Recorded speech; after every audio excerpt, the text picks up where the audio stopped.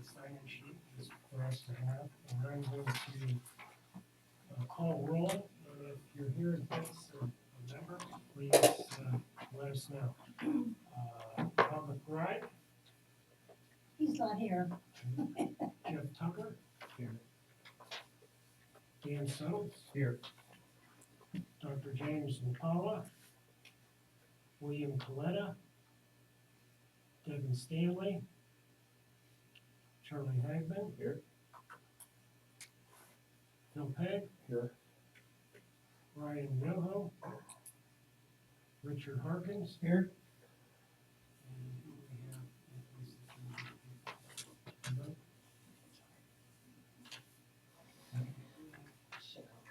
Cheryl Tennant. Cheryl Tennant is here for Bob McBride. And we have Gary Newbrow, Dan Kabonic, Attorney Matt Blair, Secretary Dee Daniels, and Bob Mariano is somewhere in the Caribbean. Yes. Yeah, there is. It's Jason. Hate when that happens.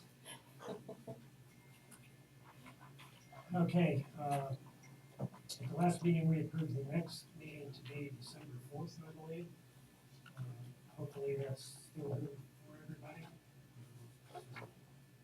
Just for the information, next meeting is December 4th here at 6. December 4th or December 11th? I had it for the 11th, the second. I had it for the second Thursday.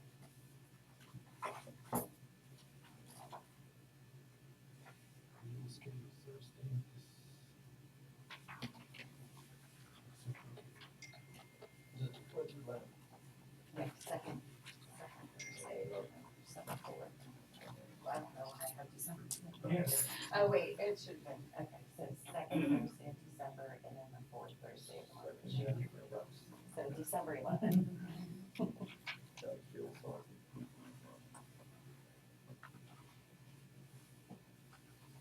Okay, first item on the agenda is to approve the minutes of June 26th. I believe those were all forwarded to the members by email. Any changes or issues regarding those minutes? If not, if we can have a motion to approve the minutes of the June 26th, 2025 meeting. I'll make that motion. Second. Jeff, you said. Those in favor?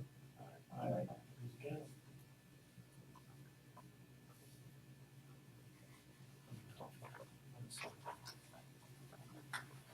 Okay, old business, bylaws. Those were handed out also last meeting.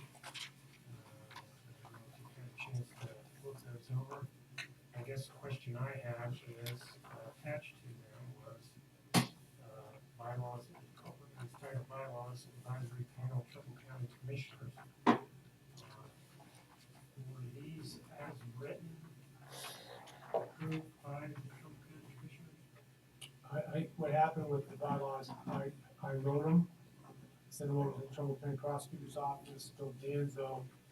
He handles it with the commissioners from there. I don't know, to be honest with you. I assume he must. I don't have a, agenda item or anything saying that this thing was passed by the Trumbull County Commissioners. Would you think it proper for this committee to, pass a motion stating that we approve bylaws provided? I would suggest that you do that, then abide by them, because I can get them to, I'll talk to Bill Danzo, he can retroactively, approve the bylaws, as long as you have them in place. Okay, so I need a motion to approve the bylaws as received last meeting, pending review and approval by the county commissioners. So made. Second.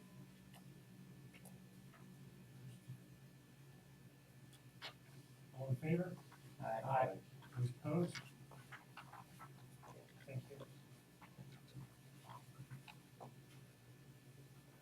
Okay, new business, review of the current operating statement. Yeah, everybody, the handout that I gave you, it pretty much goes down the list of the things under new business. And except for the part about the regionalization, that's what, Matt gave you. So if you look at the review of the current operating statement, that's the first thing you have here. This was as of September the 19th. And we can see here, we have a total surplus, it says of $591,000, but you can see that $535,000 of that is in the replacement improvement fee. So that's just our reserve fund for maintenance and, well, not maintenance, but capital improvements. If you look at the next column next to that, where it just says Trumbull County Combined Water 601, our current surplus is only $55,000. Now, if you look up one line above that 55,000, you can see outside encumbrances of 339,000. And we know we have upcoming debt payments, so Bob has already encumbered those funds. So we shouldn't have any more debt payments till the end of the year.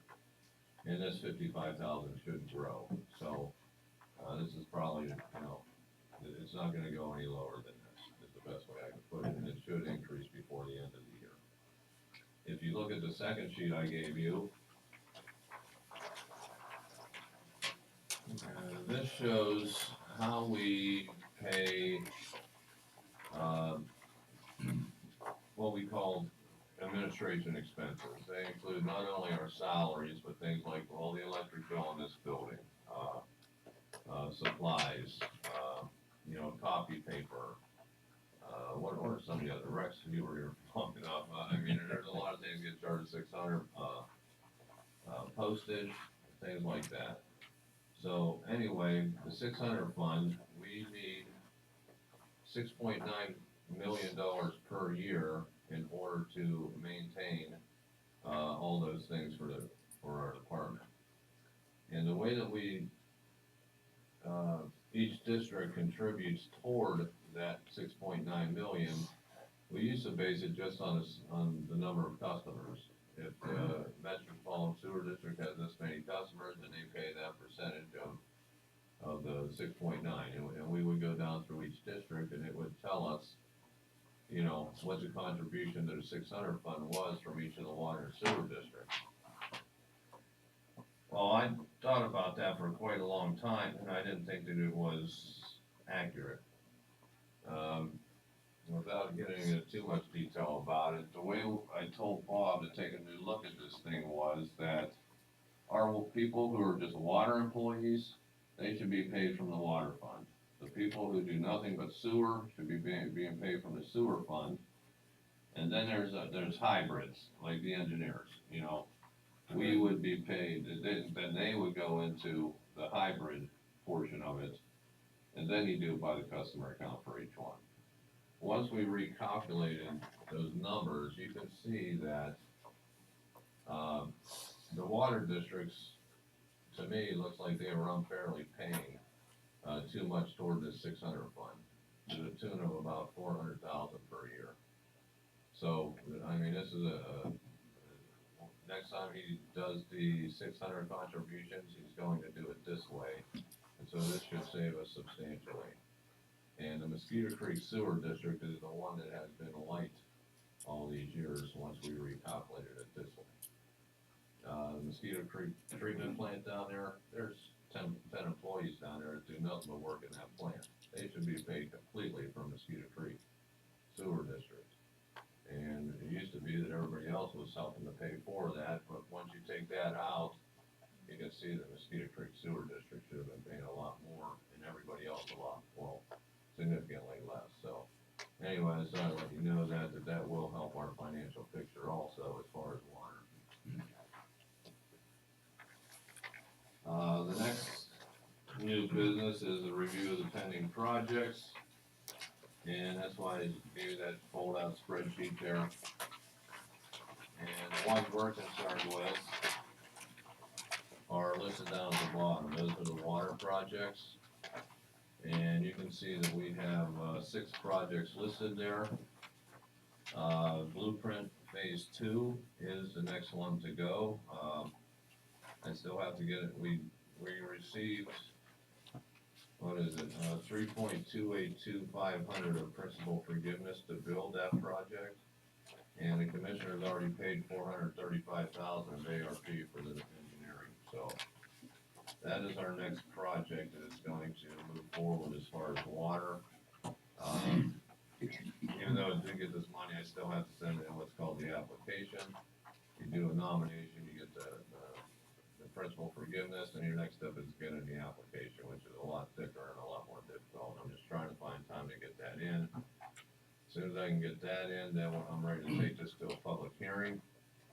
And, we have until June 1st of next year to award a construction contract in order to stay eligible for the principal forgiveness. So I'm hoping to get this thing bid out sometime probably right after the first of the year. So that's our next project that is, close to being there. The next one down is the Stillwagon Road project. We had 2 public hearings for this project because we have one section just on Stillwagon Road, and these other people showed up from Anderson Morris Road, there were, about a dozen houses saying, hey, how come we aren't included? And the commissioners heard their pleas at this public hearing and told me to expand the project. So anyways, then we had a second public hearing for these 12 people over on Anderson Morris Road. And now the whole thing is approved by the residents out there for an assessment project. But we have to get some engineering done in order to, combine those 2 projects into one. So anyway, that one there, we're probably looking at, I wanna say sometime next summer, we'll get started on that one as far as building it.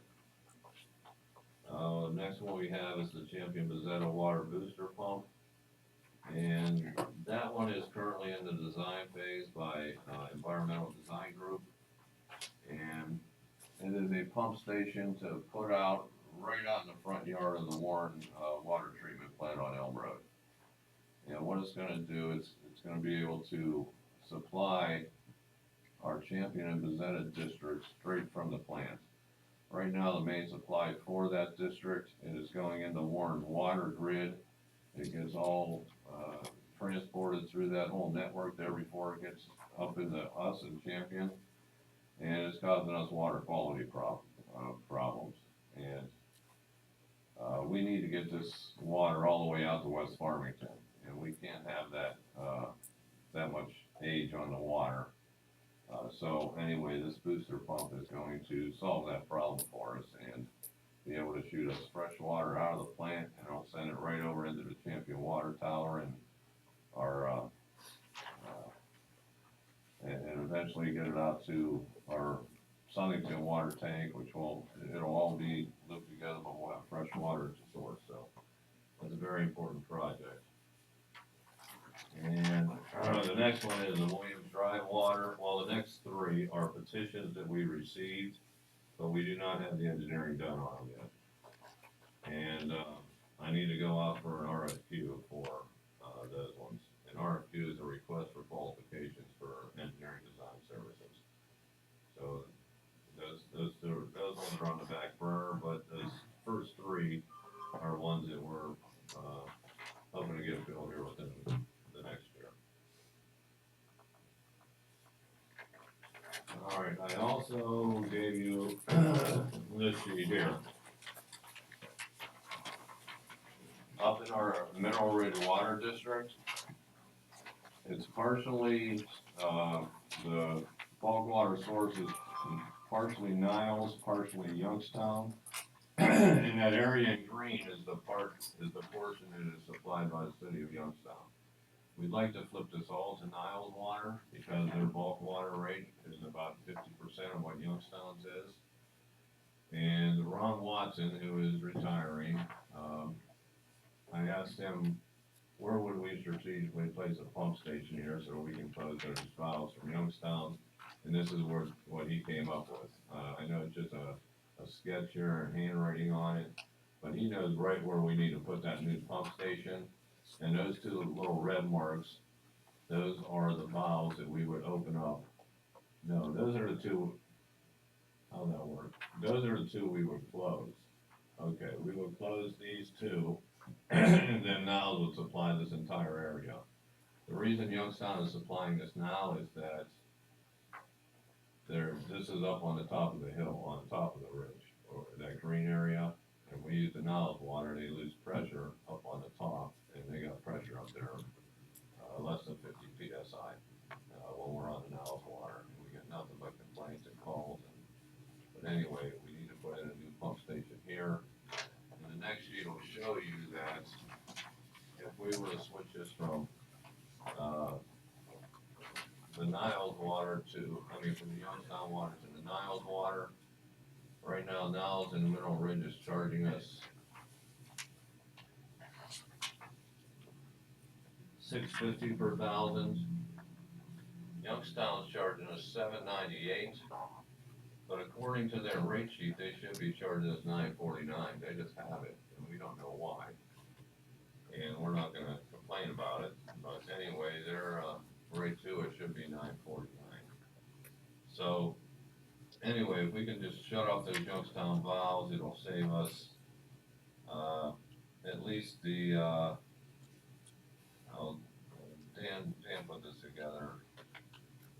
It would save us, what, 22,000 if we stay at the rate we're currently at, but if they do take it to that $9.49, it'll save us 44,000 a year. And that's just up to this point of the year. Yeah, that's only 9 months so far this year, so. Do you have an estimate on the pump station? That I don't. I don't think we need it to be elaborate. It's not serving a whole, a very large service area. I'm hoping I can get it in there for less than $500,000.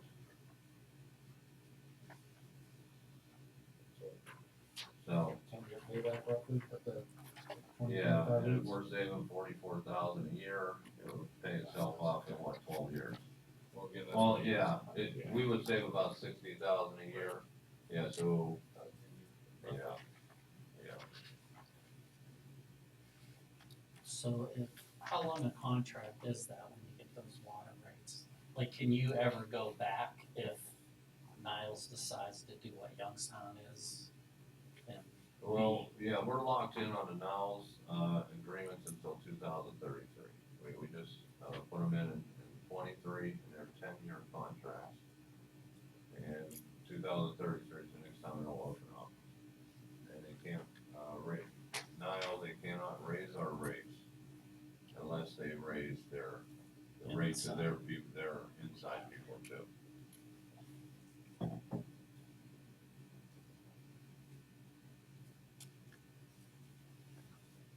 And that $500,000, that's just a number I'm throwing out there. I think that is very high. I think we can actually probably get it for less.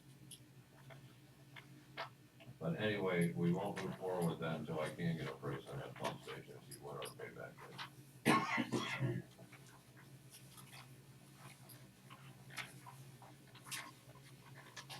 The other thing I gave you is a map of our blueprint phase 2. I already discussed it, but just for your information, this is what we're planning on out there. This yellow area is the new line that we're putting in to supply this area with the Warren water. This is the State Road Water Regionalization Project. And it'll change the source water from Newton Falls to the city of Warren, which is much cheaper water. And the red line areas are the lines that we're putting in the loop, put in 3 loops out here. So, yeah, it'll be a great project, and we estimate, based on the income surveys, 212 new customers as a result. They'll all be paying a monthly capital charge to retire the project debt.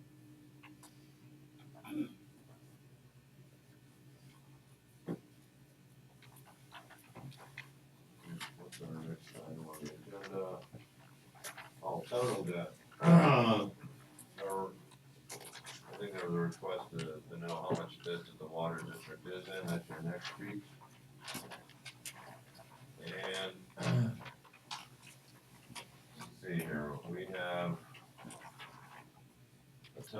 outstanding balance of about $4.5 million, which results in an annual payment of $347,000 per year. Looking at the individual obligations, you can see that that Belmont Avenue water line is going to mature next year, so that'll come off that $20,000 a year we send to them. Joyce Lane, very small project, it'll also be retired next year. And then we got two other older projects. Well, the other ones, we got 2028 retirement, 29 and a 29. So anyway, the blueprint project is our biggest debt, $131,000 per year. But we make more than that on the capital charges themselves to cover that cost. So that's our current debt load. Do you have a percentage of this debt that is retired strictly from the district funds, rather than collection of capital costs, et cetera, et cetera?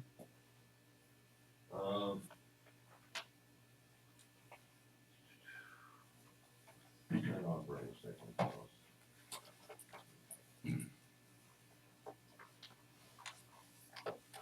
All right, if you look at back at that operating statement under capital charges, under Braceville, you can see so far this year we've collected $55,537, but that does not include the large customer payments on the debt, which are the Village of West Farmington, Southington Estates Trailer Park, and what's the third one? Oh, the chicken farm. The Village of West Farmington, they consume 43% of the water in that district. So they have a different rate that adds in that debt payment to it. So 43.54% of the total debt is being paid by West Farmington. So if you took the annual payment of $131,000, then take 43% of that, that's what West Farmington's paying. And the same thing is true with the chicken farm and the Southington Estates. So probably, I wanna say, I don't have the numbers in front of me, I'm just, about 65% of that debt is being paid by those four customers. Okay, so, and then the residential, they're giving us that extra 55,000 so far this year. So the capital charge are covering the entire My thing. concern is in asking the question. What's that? You know what my concern is asking the question? What's that? Well, if these people aren't paying their capital charges, then let's face it, it's tough out there with inflation, et cetera. The balance that needs to be paid the entire debt has to come out of district funds. And I guess my question is, as a water and sewer customer in this county, is it fair for me to pay money towards the retirement of that debt when that project hasn't benefited me from what? Okay. Well, right now, I'm showing that the district isn't paying anything toward the debt it's covered. And the one other thing is. And if people don't pay their capital charges, we certify that onto their real estate taxes. We eventually get paid for all of it. Eventually. You know? Well, you can see that on the, you can see that on the, operating statement I gave you too, under that, category for the RIF fund, that, where we're charging $5 a month for the RIF fund. You can see their replacement improvement fee on that line, we brought in $367,000, but then it says under assessments, $2157. Those are people where we certified it to their bill. Okay, so it comes in as assessments, but really, this is replacement improvement fees that people didn't pay. And so we assessed it to get them in there. And the same thing happens with the capital charges also. The other question I have is, when you calculate user fees, it should adequately account for debt service, system operation and maintenance, and capital improvements. The rate study that was done for the rate increases, they're a little bit outdated. But the capital improvements that were listed for consideration in the user charge, there was quite a list. And I guess my question is, are these capital improvements that was listed for calculation in these user fees, are they being addressed, or is those monies that are in that fee being used for other issues? We had to go through them one by one and take a look at them. I think some of the ones that are in that list, since it is dated, we've already done. But there's other ones that we've just put on the back burner that we can't do. No, my point being is that, some of these are fairly large capital improvement costs. Yes. And, my concern is, obviously, that these capital improvements are needed, and if the cost built into the rate structure isn't going towards these projects, that's an area of concern.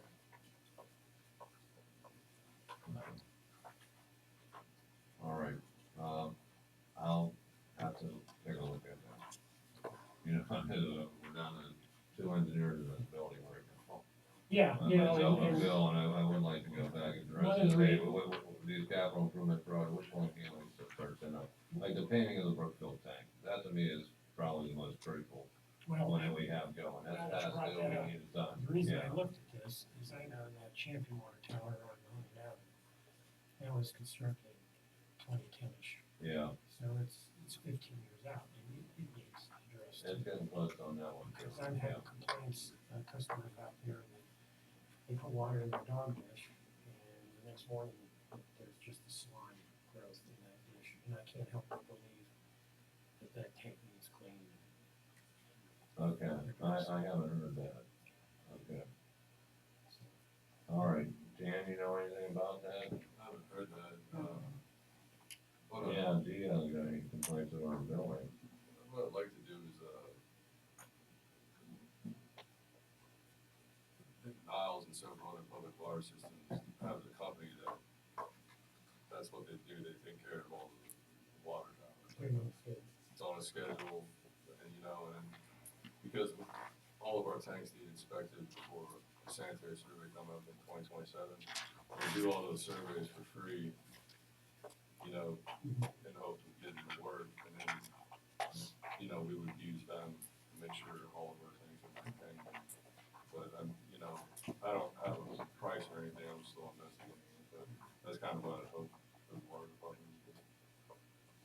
Well, I just wanna make sure that all, the maintenance, the booster pump station, tanks, et cetera, need to be addressed, because you don't want a catastrophic issue or failure. Our water lines alone, I think they get a D- rating from the Civil Engineers Society in the state of Ohio. They are put in the ground, and they're forgotten. Yes. They're not maintained, Oh, they're great. not taken care of. And, if one of your main feeder lines go or something, that's, I don't know if you remember when I was here, the Lordstown Interceptor collapsed. Oh, yeah, I remember Cruella out there in the cornfield, I remember that, yes. Cost us over $1 million. Yes. I mean, just like that. And that was due to when they were doing, looking at that shield, I guess, what was it called? They were, putting sound waves through the ground, shocks, so that they could pick up, and it collapsed their interceptor.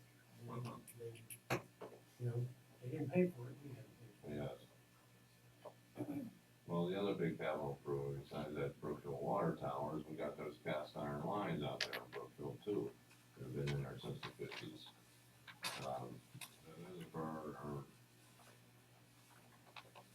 most ancient, pipes that we have, and I mean, they got patches on top of patches out there on the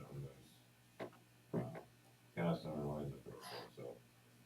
This cast iron lines of Brookfield, the Brookfield Water Tower, we can just go through a list here, but we do need to start prioritizing. Some of them we have gotten done, there's some things on that list there, Rick, but Well, I we just- do I need just bring to it go back in and start coming up with a plan I of, just wanna draw your attention to it, Yeah, because it's very important that you address these improvements, you have a system in the ground, you just gotta take care of it. right, I know your, Champion Pump Station, I saw the guys out there last week. Oh, no, we were, It's on your end, no, we put the new one in. I wasn't involved with it. I That know. was wrong. yeah, well, Ron, he did tell me that he pulled the pump and he's getting it rebuilt. No, we had two older pumps that they don't make anymore. So we put a new one in, and he sent in, then, so there's a new one and an older one. We're refurbishing the older one that we took out in case that one breaks. Okay, And we have another one, if the new one breaks or something goes wrong, we have a. okay, we have a backup we put in, he's refurbishing one to be the backup for, okay. Okay, anybody else have a question for Gary?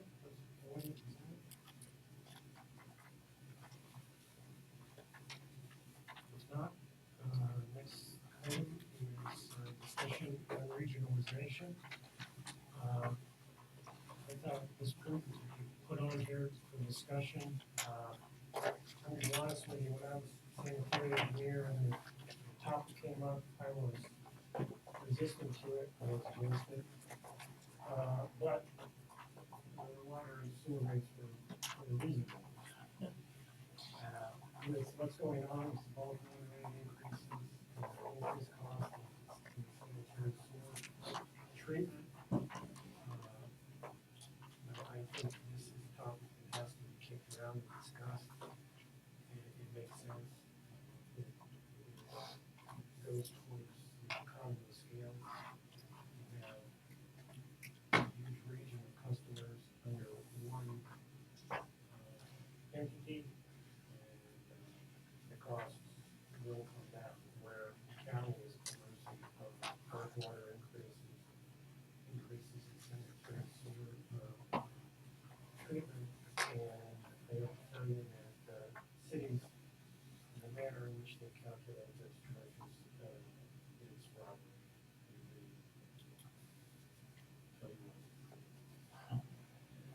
So this is a way of looking at consolidating through regionalization. I know it has the support of the chamber, has the support of Eastgate, Port Authority, all those. And, I'm not gonna lie to you, it could be a long, arduous process to get it going, because you have bulk water providers that will be, it's my treatment plant, and we're making money on it, and I don't want to go that direction, but I think cars in this county have to give this a fair look. I think it'll go a long way into reducing, if not stabilizing, rates. Attorney Blair, he's one of them. As most of you know, I'm chairman of the Chamber of Commerce. This has been a topic that we have been looking at for years, because we believe that the current structure in Trumbull County is really hurting us with economic development. I can tell you, I served as president of the NBSD for 21 years, and one of the things that always struck me was just how it just doesn't make any sense how we distribute water in Trumbull County. Just to give you an example, most people don't even realize this. You have Niles will sell water to Trubard, okay, and they'll mark it up before it goes to Gerard. Then Gerard will turn around and sell water to Liberty, where, then they mark it up again, okay, so that you go from, like Gary was talking about Niles being the cheapest, now you go, that same water, there's nothing different about it, is twice as expensive in Liberty as it is to a Niles resident. There's so many things there's just so many things that are wrong with this, okay? First of all, and Phil's gonna agree with me on this, you should never be able to use water as a weapon for purposes of annexation, okay? And so, and that it is used as a weapon, okay? And it's, if you want our water, you have to annex it in, that type of thing. Now, I could argue from the city standpoint, well, it's our water, you know, if you want the benefits of being a city resident, you need to come into the city and pay income taxes, okay, fine. But what other communities have done who are progressively minded are thinking about economic development so they can compete against other communities who are trying to entice these companies to locate there, is they've regionalized, okay, now. There's two ways, I spelled it out here for everybody, but it's kind of complicated, but most people don't realize you are currently already in a regional water district. It's a 6115. It was a regional water district that was formed between the city of Niles and the city of Youngstown. And that's where they built the Meander facility years and years ago. Okay, that facility has been paid for 10 times. Okay. So it's not. They've recouped their monies that they expended at the time that 6115 put into place to create the regional water authority. But that's one that we already have, that regional water authority, okay? More commonly, what other communities are doing, they're using 6119, which is a, like, provided that the city of Toledo, I gave you a play-by-play for that packet, and I handed it out to you. And like Rex said, it's a long process, 15, 20 years to go from the start till the end, where they have their regional water authority. But I think that's the direction you're gonna have to start moving, and I don't think you don't really have to use just you don't have to change it from a 6115 to a 6119. The only 6115 regional water authority in the state of Ohio is Meander. That's the only one in the whole state. And years ago, back in 1998, June Lucas actually passed legislation. They amended the 6115 to include an advisory committee. And I have those provisions for the advisory committee, and I thought it would be useful to you folks. They have an advisory committee at Meander, and that's all the water customers. Some of you may even be on the advisory committee. It came out, when it was first passed, it was very active. Then it died off for a number of, probably 5, maybe 10 years. Gary, when did you guys get activated again? 2 years ago, the advisory committee?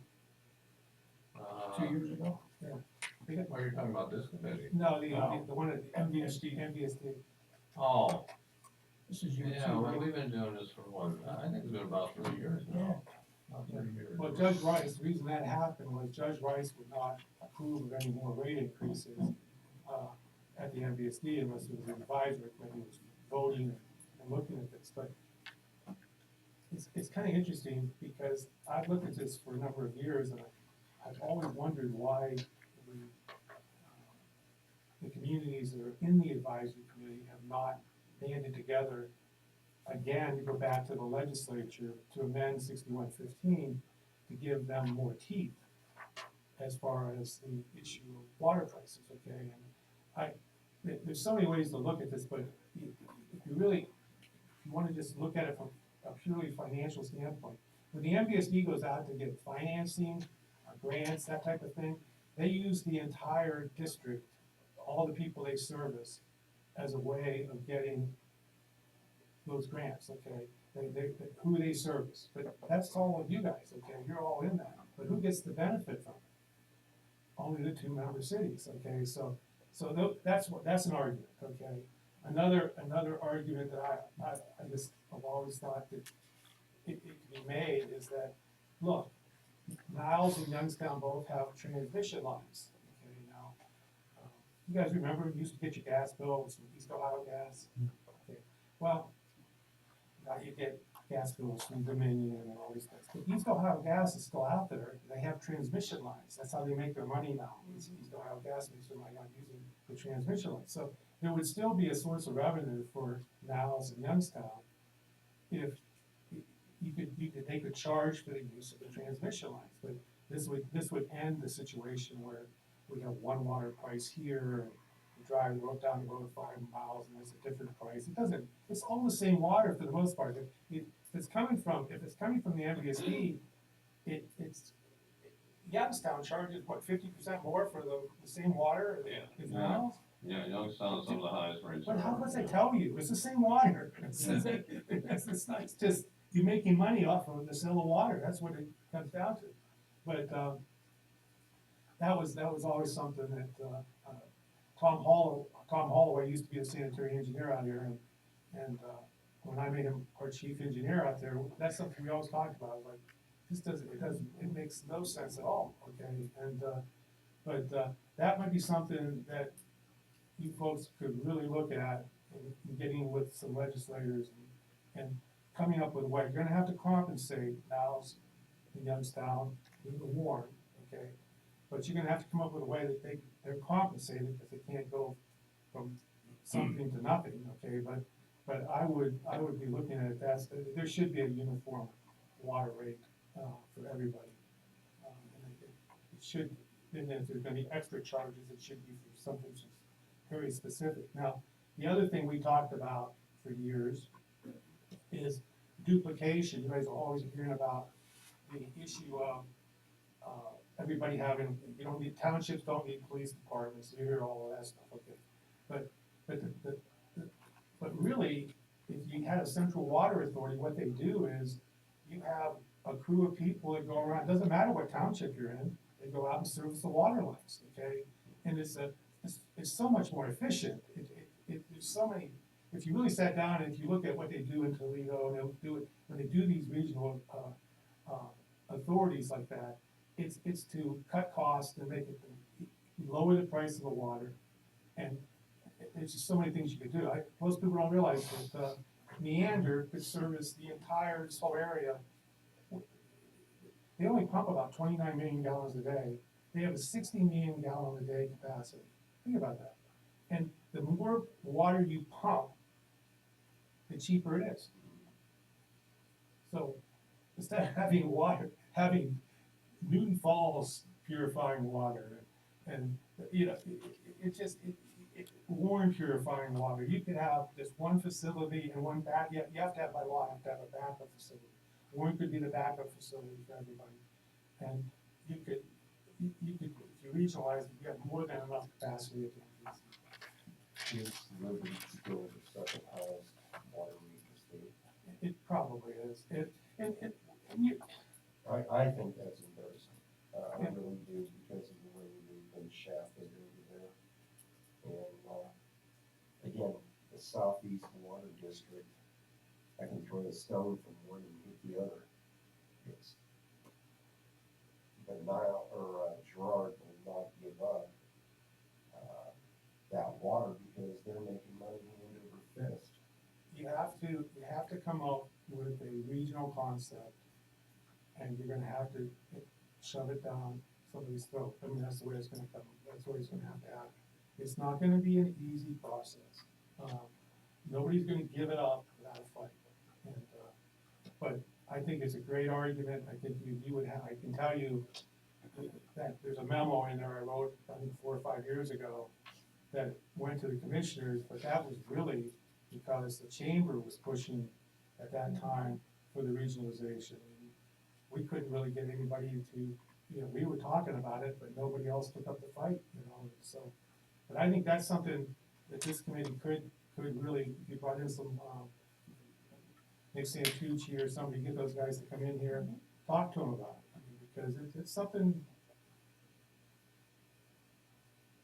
Maybe it would hold the transmission lines as hostage, or would we have to have a backup plan that, I don't know. No, Thrown in the there. transmission lines, that would be a way, that they have the transmission lines that takes it to Niles. And what happens, the way the MVSD is set up, you have, the water goes to Youngstown, it goes to Niles, then because McDonald, at the time they formed the MVSD, had a steel mill, they had a side deal where they were able to buy water directly from the MVSD. And my view was, when I think June Lucas believed when she formed that advisory committee, that was only a first step, that would go to a regionalization, because that's the reason she started that thing. So, she saw that from Weathersfield Township standpoint. I mean, there they had Neander sitting right over here, and they're paying marked up prices for water, as it comes out of, I mean, literally, the Niles transmission lines go right across Weathersfield Township. I mean, so, so it's something I really would encourage you to focus on, and, you know, maybe a year or two, when I'm, retired from here, that may be something I would be willing to, if you guys wanted to retain legal counsel, I would be more than happy to try to make that argument for you, so. So what's the big picture process to make that happen?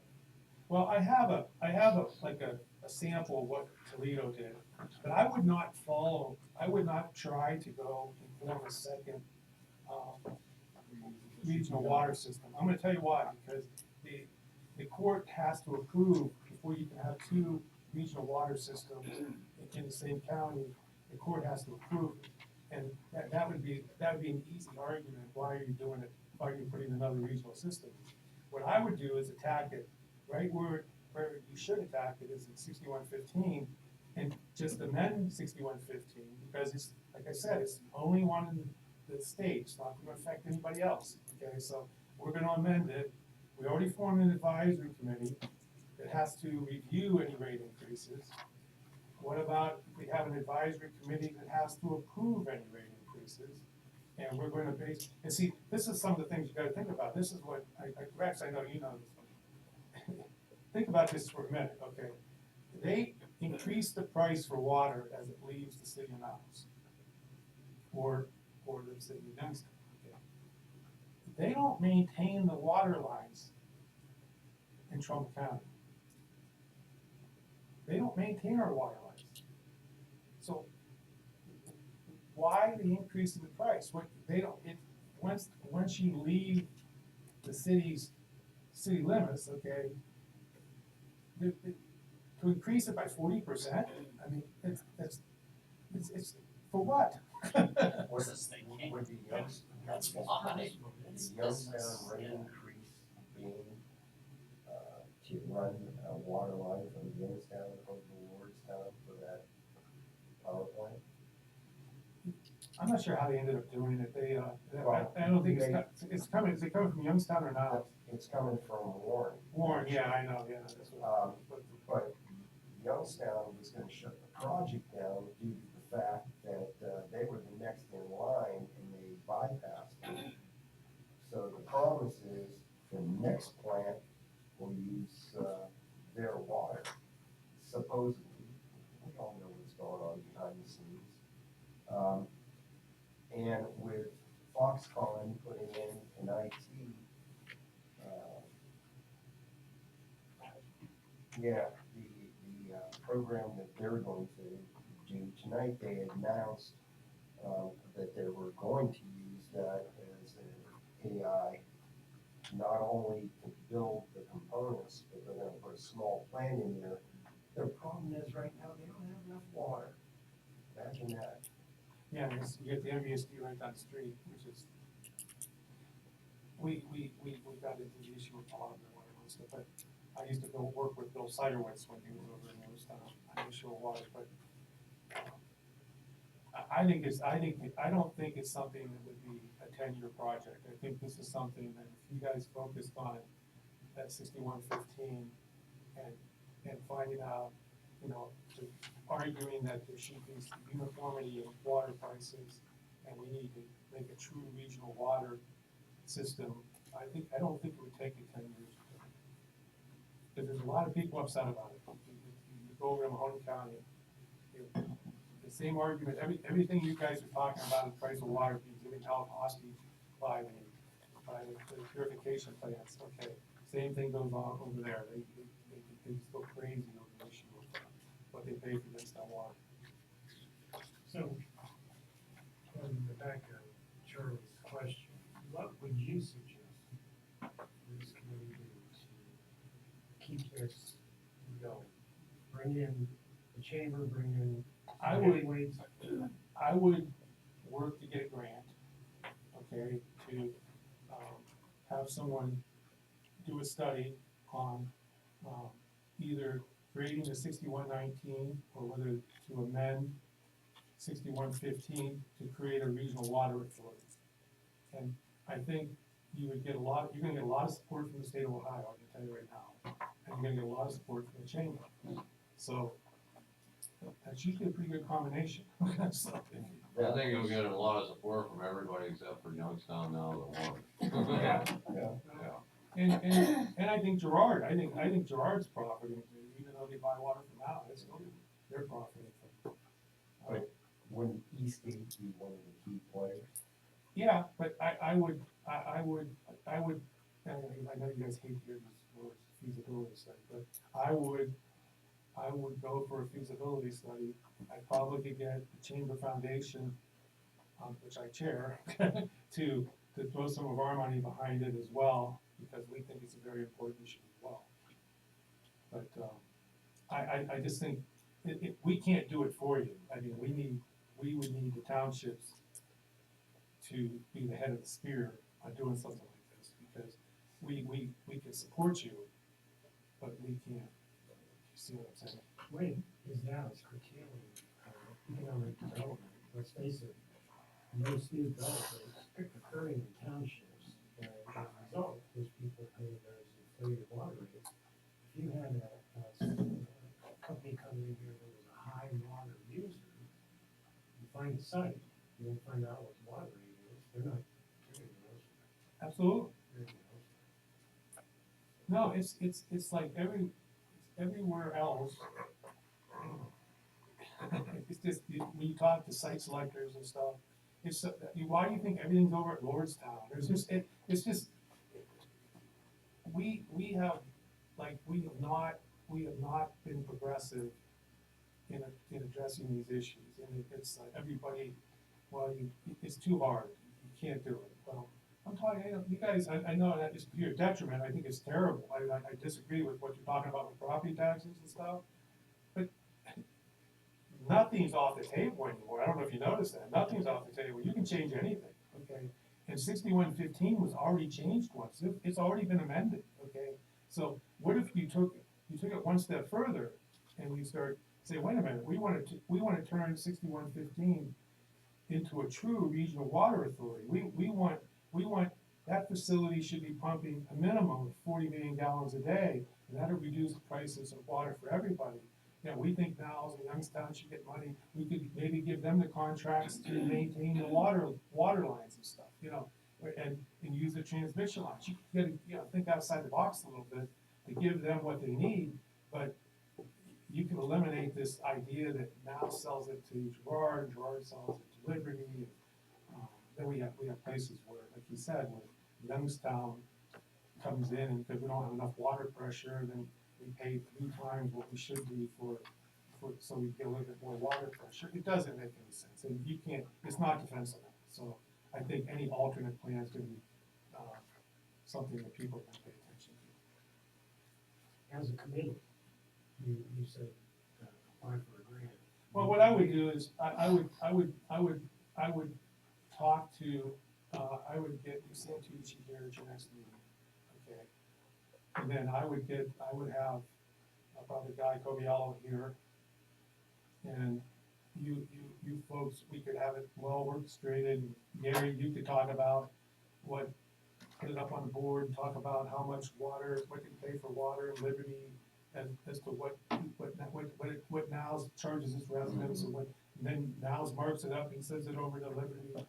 And if you ever sat down and looked at these water contracts, because I scratch my head every time I look at it, is it makes no sense at all. I mean, you've got you know, the southeast district gets charged less than the Howland district. And it's all the same water. Well, not anymore, we got a steady rate across the county now.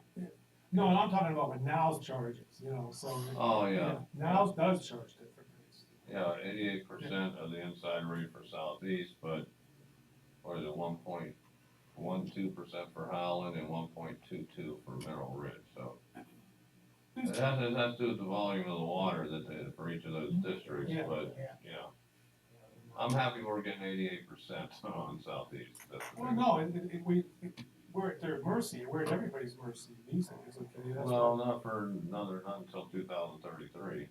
No, my point is until you would have some type of regional water authority, you're always gonna be in a situation where Warren can, well, this is off the topic because it's not water, but in Warren, we're looking at, they're gonna change their contract for wastewater, and we're gonna get hit in the head with that here pretty quickly.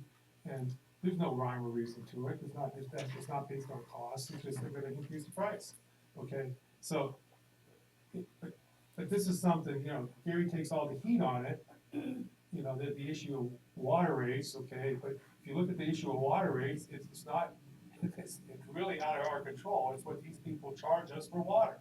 I mean, that's what your water rates are based on. But I really do think we should look at really hard at getting feasibility study done, and getting our legislators on this.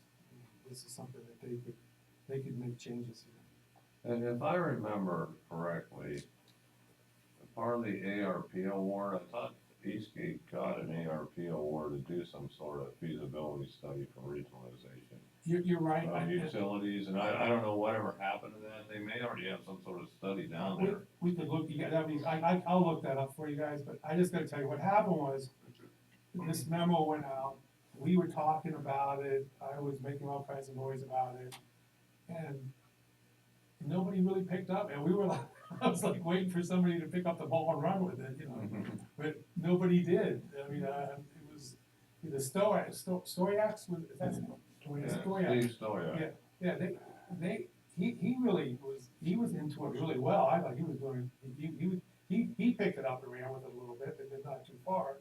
And nobody else really, they didn't jump on the bandwagon. If you can't get Warren now, then Youngstown on board, it's going nowhere. So No, I disagree, I actually think that if you get the Township Association and they get going at it and saying that we need to have fair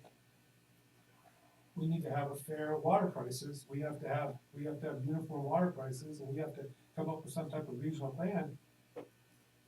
No, you're never gonna get Warren and Youngstown to say, or now to say, yeah, let's do it. It's gonna be a negotiation, and you're gonna have to, each side's gonna have to give. That's my view. Okay. The year 2033, when that comes due, to start the negotiation there. If they say, no, this is what we want and triple it, is there any way to stop that from happening? I don't see them doing that. Because if they were to do something that bad, they know we always could call Aqua, you know. So there is sort of a backup plan Yeah, if they yeah. get to it. Yeah. Okay. Similar to mine, but you have to just And even, challenge it in court, yeah. challenge it in court, it's time to do it, because they're just roughshod, they just. There's arguments you can make, and I look, this is something, I look at Ohio law and some of the issues on, you know, what you can charge for private extension outside the city limits and stuff. There's ways to argue this, okay, because there are caps on what they can charge for private water extension outside the city limits. You could argue, well, this is in fact this is similar to that, you know, you're gonna need some, like I said, you're gonna need to build public support for it. I don't think it's gonna be hard to build public support.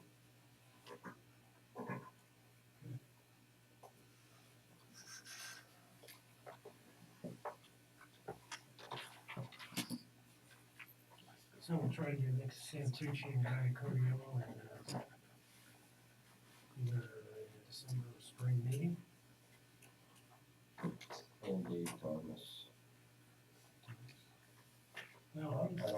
get O'Brien here. He doesn't have any, Trumbull County. You're sitting in. Is Dave Thomas in this? Yeah, he's ours. Wasn't aware of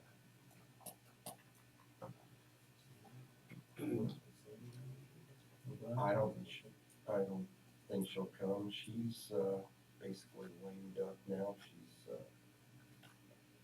She's pretty much done. We've had a hard time getting her to anything. So, Still sending invites, so I think. that's true. That's true. that. Okay, I guess we are at, West Farmington, some more customer rate discussion. Yeah, in the handout I gave you, there's another sub-packet in there with it should be a mini clip on top of it. And, I ran the calculations on what the West Farmington rate should be. Currently, our bulk rate to them is, I think, $12.23 per thousand. Once I ran the numbers on this, it should go up to $17.23 per thousand. I mean, that is a huge increase. I was sort of surprised after I ran these numbers. But it all comes down to the village of Newton Falls increasing that bulk water rate to us for the year. I mean, they're up to over $9 a thousand, that they're charging us for the bulk water for this system. So, if you follow along on this, front, spreadsheet that I put together, our bulk water cost, what the Braceville district paid to Newton Falls in 2025 was at $383,000 for the bulk water. Then we have our annual debt payment, $139,719. The reason that's a little bit different than that other one, Rex, because I add in that little bit of debt that we have from that Braceville Robinson Road project too. Yeah. And then we've got our administrative costs for the Braceville district, which came out to $64,000. There's our O&M costs. The attachments on this all show where each of those costs are coming from. And then you come up with our total cost of the Braceville district was the $637,000. We sold 16 million gallons to West Farmington, and we sold almost 37 million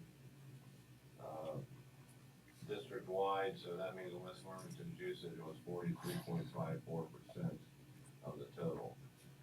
So their share of the total cost for the Braceville public water system, which was $637, you take 43.54% of that, and that's where you come up with $277,000 a year at West Farmington.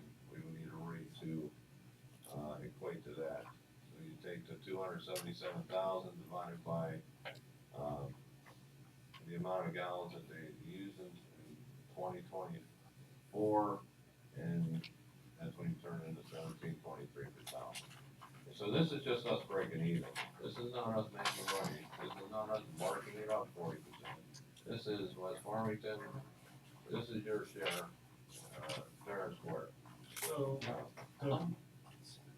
How much will that change when this water line, Yeah, when we get it from Warner? I expect it to go back down significantly once we're not paying this much water, this much to Newton Falls for that bulk water.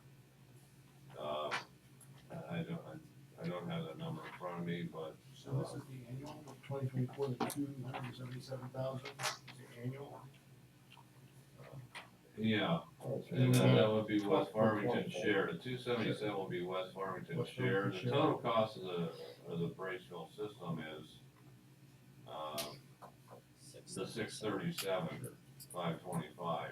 And then the new booster pump, the Champion Gazetta booster pump that's in design, that'll take us off of the Newton Falls water, correct? No, we're getting ready to, Just that yeah, once we activate this line right here, Right. Yeah. we'll close the Newton Falls valve. Okay. So this is coming up here by the end of the year. By the end of the year, hopefully, we're switched over, Very good, okay. okay? And Newton Falls knows it's coming. Oh, yeah, Newton Falls knows. the mayor of West Farmington, he's not gonna be happy to hear this. And so it comes down to the question of, should we just wait until That's why after? I asked that, cause I And let this thing switch over before we shock them with this and then drop it 3 months later? Now, I should tell everybody in the advisory, Mayor McIntosh does have a legitimate argument on something. She was receiving, water, had a water chemistry that was, we ended up having to flush the lines, that type of thing. What I don't think she understands is that we have nothing to do with the water chemistry, it was Newton Falls, and I've already been over there and met with their law director, and we're gonna put a price on what we had to flush as a result of, because they weren't meeting our contract. And, we're gonna try to give them some relief, hopefully they're gonna agree to that. But, the indications I had from the law director is that they would agree to, some kind of adjustment that would allow us to not charge that amount of money to West Farmington. So it's, she does that, that's a legitimate argument, so Yeah, she raises yeah. it, no, they definitely were not at fault for water.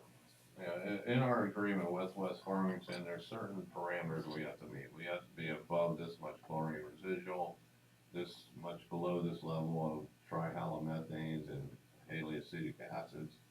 And anyway, we're under that, well, we meet those parameters the majority of the time. There will be a few times where we'll pull samples, especially in the summers, where we exceed it a little bit. And then we'll look back at where we're getting from Newton Falls, 10 miles away. And down there, they're an exceedance of what they told us they were gonna be at when they sold it to us. And so that's what Matt's saying. I sent him down there to talk to Newton Falls. Hey, we want a rebate on this. We're charging you guys a premium for this and you're giving us water and it's above the agreement. So Matt's down there negotiating with them now. I want, we got these samples from, June, everything from June up until now, everything flushed through them hydrants. I want a credit on the bill. And then I wanna pass that along to West Farmington because they're stuck in the same boat. So credit you're passing along to West Farmington, can we use that to offset our difference in cost? I mean, I hate to, I know they've had the problem, but if they've been underpaying Because, 12 to 17, can we keep that as the credit to offset that cost? yes, yeah, Does that make sense? Yeah. Yeah, it would offset it if we don't, because what I see is I'm going to go ahead and recalculate this for 2026 after the first of the year. But the thing is, I'm still gonna be showing that big bill that I was paying in Newton Falls.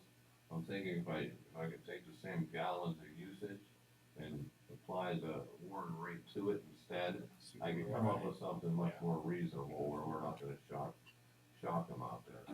cause the administrative cost would probably be the same. Yeah, yeah, the debt's gonna stay the same. Operation. Yeah, the O&M, the administrative is the bulk water cost, that's the main Right. culprit of this whole thing. But just so we're clear, from a legal standpoint, there's no back credit for the fact that we underbilled them for a period of time, because we can only go by when we actually officially notify them that their water rate increases. Okay? They've actually been underbilled for a period of time. Yes, I understand, but the credit that we receive from Newton Falls, does that stay here, or does that go to the users in West Farmington, I guess is my question. We're going to try to, make an adjustment to the users of West Farmington as to what, that's what I. well, I'm thinking we get a credit on our bulk water bill, let's say we get $150,000 credit. Then we can, let's get that first. That's determine what's gonna be fair from West Farmington. Maybe find out how much water went through their flushers. Sure. And give them the same thing on what went through their flushers. It's gonna have to be negotiated. Yeah. Yeah, but I do think they should get some credit for, they had a bunch of water we had to flush out, it wasn't their fault. And no matter how much you flush it, if it's bad at the source, you can flush all day, it's not gonna get any better. That agreement you have with Farmington, does it actually outline your method of calculation for? Yes, it has a charge similar to this right in the agreement. So, Attorney Blair, as a committee, does this committee have any leverage of changing anything within that agreement? No, this committee wouldn't, and one of the issues, when we were talking about this, and you were right to bring this up, I'm not sure why. I didn't agree, I'm just gonna say, I don't agree that this committee should be, ruling on when to enforce a contract, okay, That's like, I don't think you want to be a committee, making a decision as to not enforce a contract, okay? And that's kind of what happened here, was that they wanted this committee to approve what had already been contracted, and I'm not sure how the state auditor would react to that issue.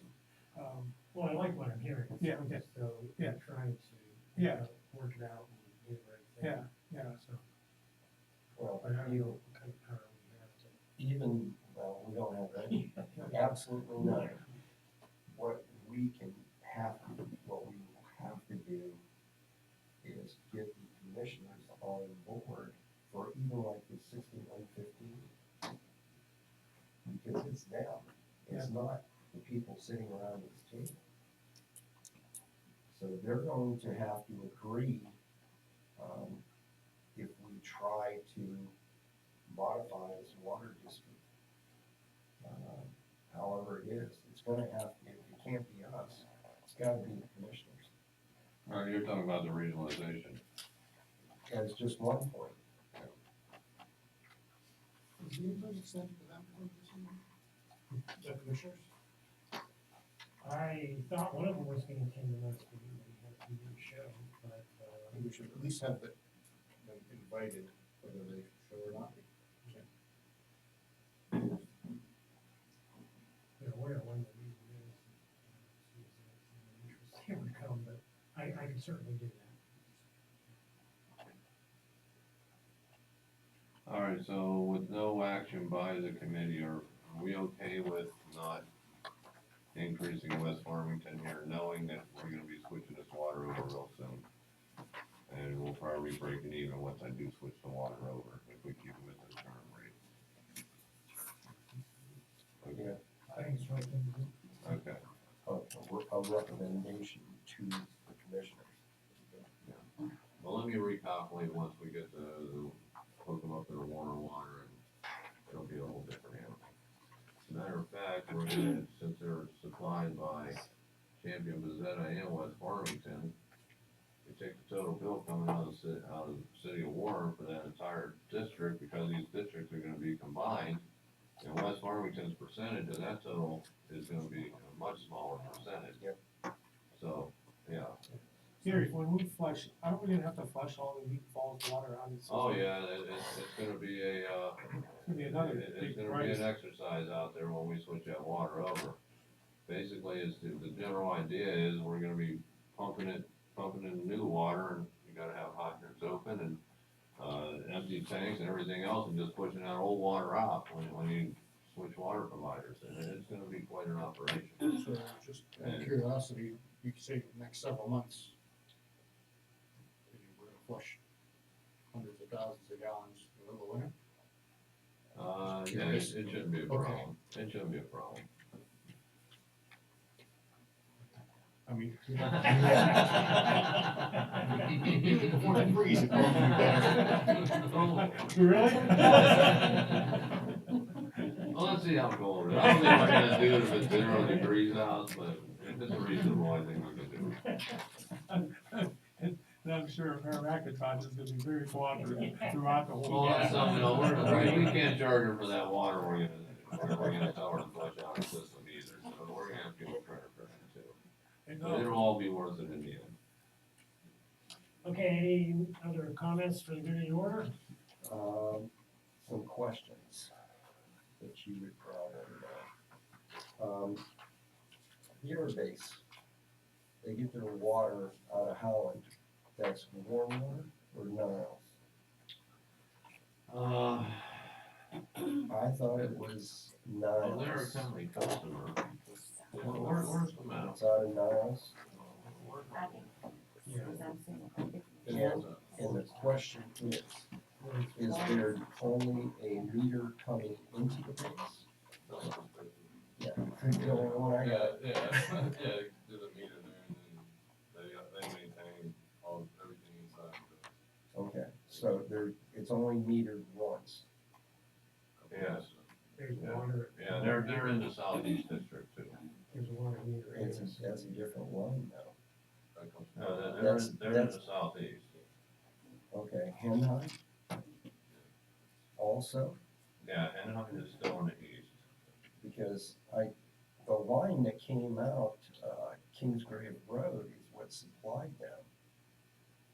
So unless it's just a billing deal, it would be different it would all be Niles water, but the rest of the township would be receiving, coming down Niles Vienna, and that's where our water from Niles is coming. Their water from Niles is actually coming out Kingsgrave.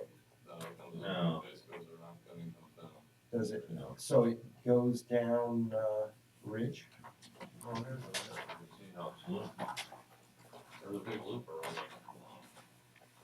Because that's one of the things we talked about. Water's going up Niles Vienna, and it also comes up 193. This is a major transmission line here. Right, that's This the is big going one. up here, and then it's just looping all the way around that. Now, there's a meter there, but that's for us to be able to transfer some water into the hollow when it needs it. There's a pressure reducer there too. Okay, You can see this area here is also in the southeast. yes. We got it about that way, and the line also runs up Ridge. Right here. But these homes are getting it from where? Now, this is from Holland, this is coming in right here. There's the main That's transmission, yes. Okay. See, there was And always then- some confusion. And they we float had off of about the it. Holland tank, the one over there by the golf course, you can see, Yes, right there. The- They float off the one that's in Vienna. that. Yeah, You know right on the that's- other side you of know the that line, story, they float right? off of this tank here, Yeah, you float off of this tank. okay. We got the Turkey Run thing. I call it the Sun Hutchins, Same thing. but, okay. Okay. So, how much water is available for, Ridge Road? Should there be a bunch of, industry coming into that? I think, Ron made a calculation for me, do you have anything on it, Dan? But I remember it was, we may be able to, I think, pour it up to like 1 million gallons a day or so. And then I'm pretty sure you're talking about, right over here, I've already conducted flow tests for, so, And we're good there, yeah. okay? Cool. Thank you. Yeah, Cheryl. Hi, for you guys that don't know me, I'm from Bezetta Township, I'm just filling in for, Bob McBride tonight. I'm also on the zoning board in Bezetta, and we had a zoning issue. So I did my research, and I pulled up this parcel number, 31902108. This guy, who lives pretty close to me, has not paid his taxes in 10 years. 10 years, which is Mosquito Creek Sewer, unpaid Metro Sewer, it goes on, page after page. Okay. What's the policy to collect this money? There's 18,000 properties that are delinquent in Trumbull County. Can we not get some of this money somehow? Well, if they owe us some assessments or water, Yeah. delinquent water sewer bills, that sort of thing. Yeah. Yeah, once the property does go to a sheriff's sale, it's my understanding they have to pay at least a minimum of the amounts owed on the taxes and the other delinquencies. So you'll not get any money from these delinquent taxes until the house goes to Yes, to a sheriff's sale, yes. Or unless somebody else just buys it, the property can't transfer until that debt is settled. Mhm. It is Unless the the land bank policy. takes it. What's that? The land bank takes it. Now, the land owns your bank gets a hold taxes. of it, then there, it So- gets a little bit, Yeah, we lost Yeah, $62,000 in one building when the land bank took it over. okay, all We're right. discussing an alternative to all that, because there was a meeting yesterday because of Kimberly Clark coming in. Talking about an alternative to that, and supposedly they're gonna get more aggressive on collecting back taxes. Like you said, there's no other avenue. If we're not paying them, and you can say we're gonna force you to pay them, they still don't pay them until it transfers or they die. So we were just talking the other day that there's a new bill in, if they make any type of payment on their taxes, they can't. Yeah. So we do that. And it was actually in there, and there was a landlord that came in there and tried to do that. Oh, is that Told right? him, no, you had to pay the 10% first before anything. Yeah, that actually just happened. It's funny, cause I was running with that meeting we're at. Alright, I got one other tidbit. The last meeting, we went ahead and approved the connection charges, that we increased and we're not losing money every time somebody makes a connection, that sort of thing.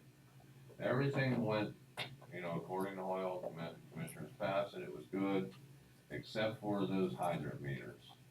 Remember we said we wanna take those hydrant meters from $50 per year to $250 per quarter? And we thought that was fair and reasonable. So one of your compatriots, Dennis Kuchta, he shows up at this same workshop. Well, I rent one of those, and this is gonna kill my pumpkin business, and so on and so forth. I'm thinking, wow, I had no idea that he was renting one of our hydrant meters. And so I didn't know, so I'm thinking, are there a lot of farmers out there that are doing this? And so anyway, this became an issue with the commissioners, and so it was basically, that portion didn't pass for those hydrant meters because of trustee Kuchta. Who's president of the Trumbull County Trustees Association? Okay, all right, but anyway, so I'm thinking, how many farmers are out there are using these things?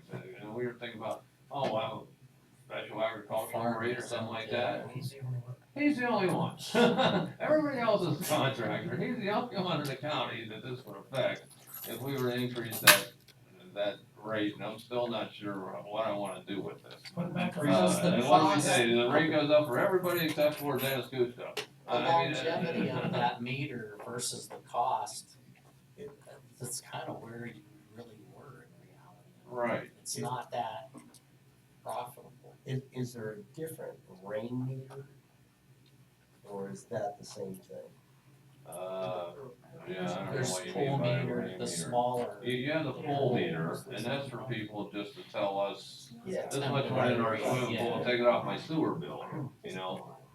That's a different animal than a hydrant meter. This is usually a contractor needs a lot of water to fill up a truck. You got the meter, the backflow's gotta be inspected every year, at $50 a year, you're losing money. Yes, we are. That's, Yeah. you get the meter back in good condition. Put it Yes. back in front of the commissioners. They asked for this board for a reason, so Well, yeah, I think it's okay. tell them we're sending it back. Cost of water for the meter also went up. Yeah, we took it used to be $10 1,000, we took it to So 15. that's Yeah. stuck in his craw too, I'm sure. Okay, but the thing is, it came down to, yes, this is okay for everybody in the county except for trustee Kuchta. So. Yeah, I did hear about that. So I don't know if there's an exception we can make for his situation. Or Maybe do it for agriculture or something. I don't know. For agriculture. Make amends for one person. That's a I- can of worms, I if you ask know. me. Yeah, you're either gonna do it for One person agriculture. brings another issue up and then appease them. All right, Go back to the commissioners, tell them that's what you want. okay. All right, well, that's what you guys recommended in the first place. Let me go, explain that to them and see if they will just, let's just go ahead and increase this price. And we're Just sorry, ask there them is if- one individual in the But they entire don't know that county it's who only just. one person. When you have to Right. replace his meter, how much they wanna lose, just ask them, Right, because that's what's Yeah. gonna happen Yeah. in whatever. yeah, what did Bob tell us, this thing's cost $3,500 a piece for those, hydrant meters, yeah. Put the meter in the back. And we're charging $50 a year? Yeah. That's a losing proposition. Sure, it's worth the pumpkins. All right, I just wanted to apprise you of that before I go back and ask them to reconsider increasing that price again. Okay, any other concerns? All right, I think it was a good meeting, gentlemen. We have a motion to adjourn. I'll make the motion to I'll second. Who's second? adjourn. I like an hour and a half meeting much better than 3.5. Those in favor? Yeah. And I even took a nap.